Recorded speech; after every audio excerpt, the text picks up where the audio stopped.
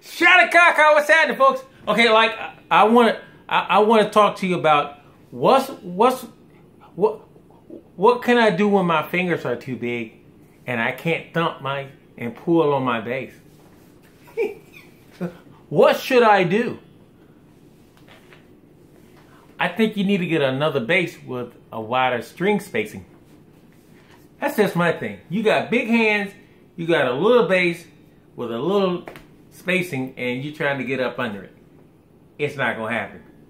Okay, either you can change your bridge, but a lot of times that is not gonna help because basically your neck spacing is gonna be the same. You're just gonna have a wider bridge, and it's gonna look funny if it doesn't roll off the bridge on the sides.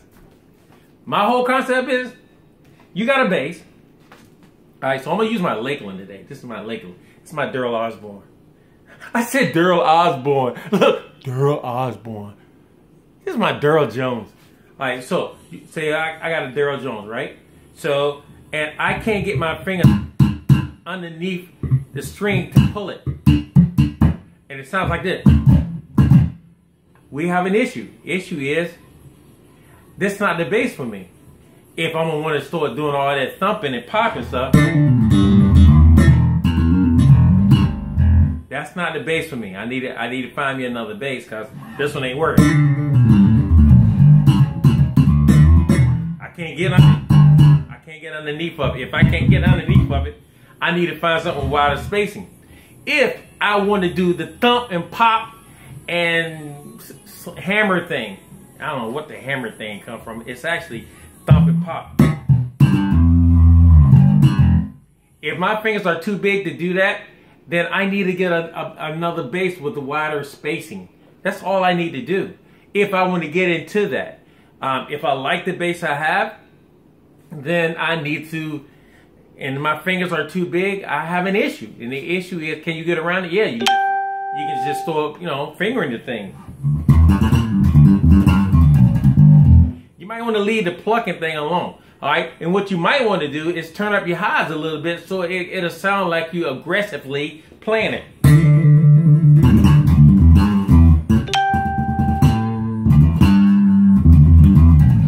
And you have to aggressively do it if your fingers are too big to get underneath the strings.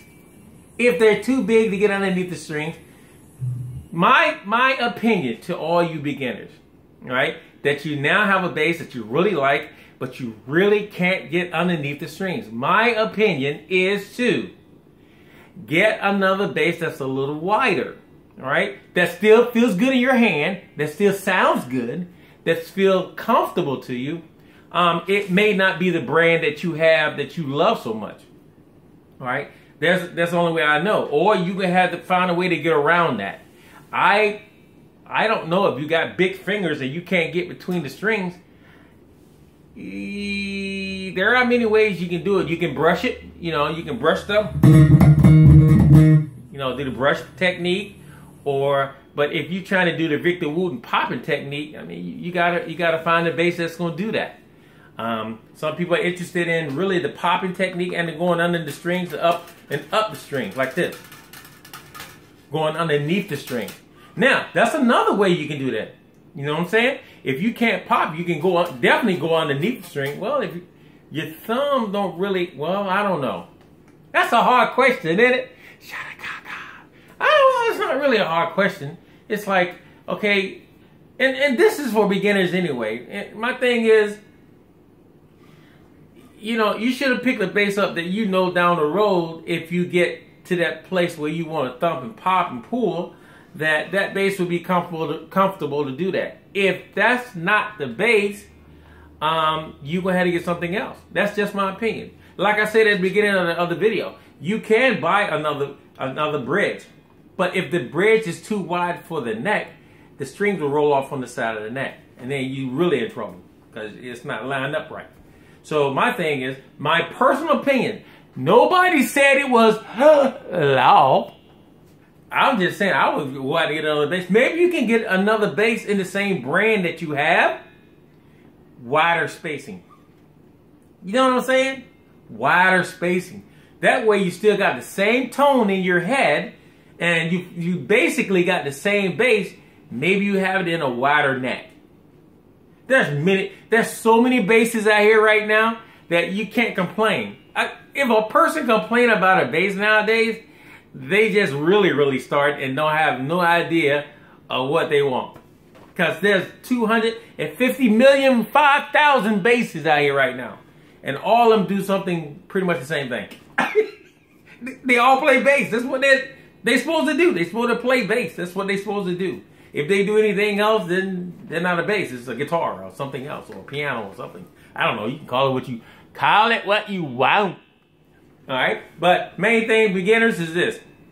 Once again, if you got a bass and your fingers are too big to get underneath the strings as you're trying to pull, then your string spacing is too close. Get another bass, maybe in the same brand, and get it a wider spacing. Because your fingers are not going to go down. They going to stay big. That's a fact. Alright, so that's my opinion on when you have fingers that's too big to go underneath the string. You find something else to do. Alright? Love you guys. Shada Kaka. Johnny Lee Long. Peace out.